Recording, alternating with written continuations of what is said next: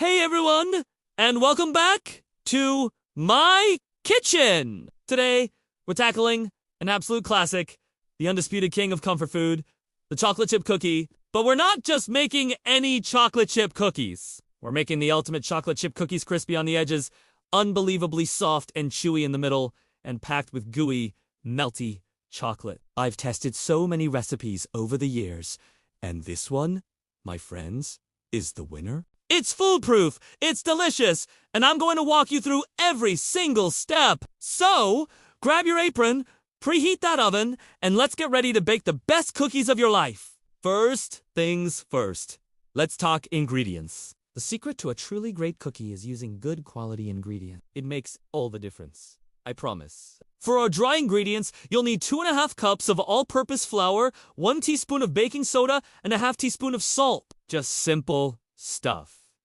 Go ahead and whisk these together in a medium-sized bowl. This step is super important because it ensures the baking soda and salt are evenly distributed, which means no salty bites and a perfect rise for every single cookie. Once they're all mixed up, just set that bowl aside for a bit. Now, for the fun part, the wet ingredients. In a large mixing bowl, or the bowl of your stand mixer, we're going to cream together 1 cup of unsalted butter, which is 2 sticks. Make sure your butter is softened to room temperature.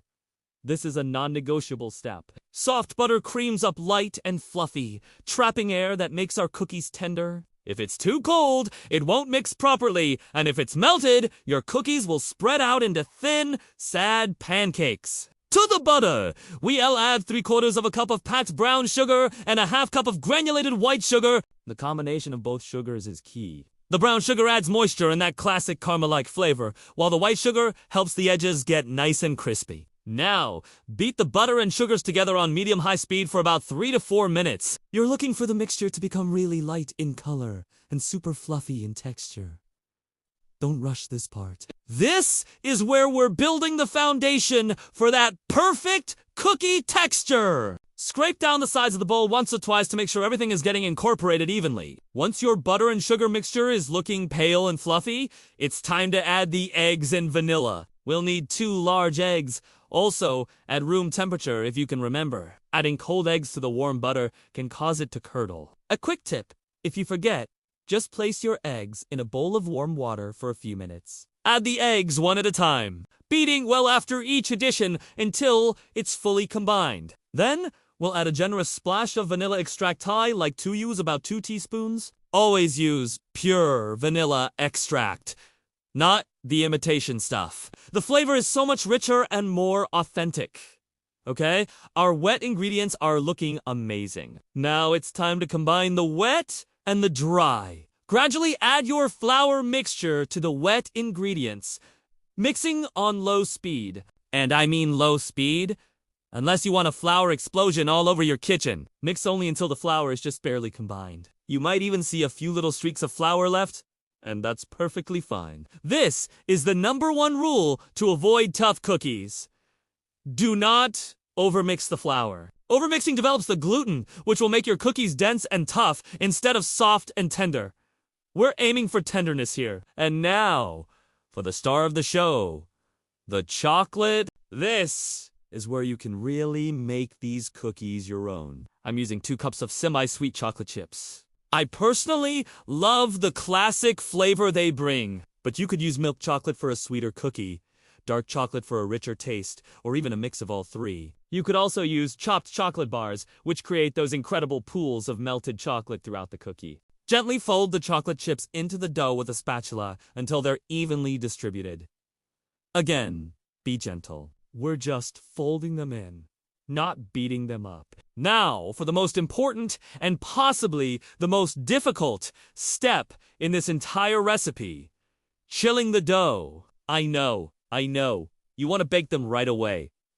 But trust me on this. Chilling the dough for at least 1 hour, or even better, overnight, is a gift. It allows the fats to solidify, which prevents the cookies from spreading too much in the oven. It also lets the flavors meld and deepen, resulting in a much more flavorful cookie. Cover your bowl with plastic wrap and pop it in the fridge. Go watch a movie, read a book, do whatever you need to do to resist the temptation to bake them immediately. Your patience will be rewarded, I swear. All right, our dough has chilled, and it's finally time to bake. Preheat your oven to 375 degrees Fahrenheit or 190 degrees Celsius.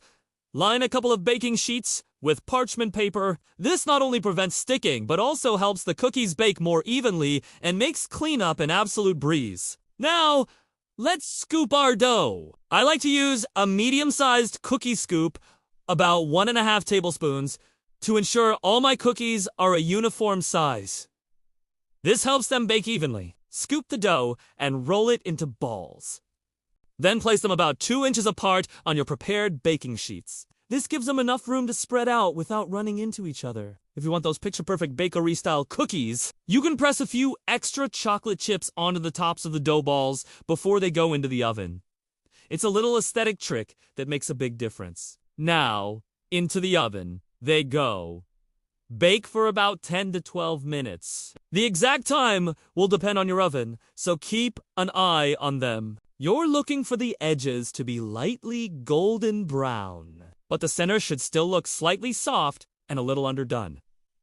That's the secret to a chewy center. They will continue to cook and set up on the hot baking sheet after you take them out. Once they're done, take the baking sheets out of the oven and let the cookies cool on the sheet for about 5 minutes. This is a crucial step. They're very delicate at this point, and this allows them to firm up just enough to be moved. After 5 minutes, transfer them to a wire rack to cool completely. Or, not completely. Because, is there anything better than a warm, gooey chocolate chip cookie straight from the oven? I think not. Just be careful not to burn your mouth. And there you have it.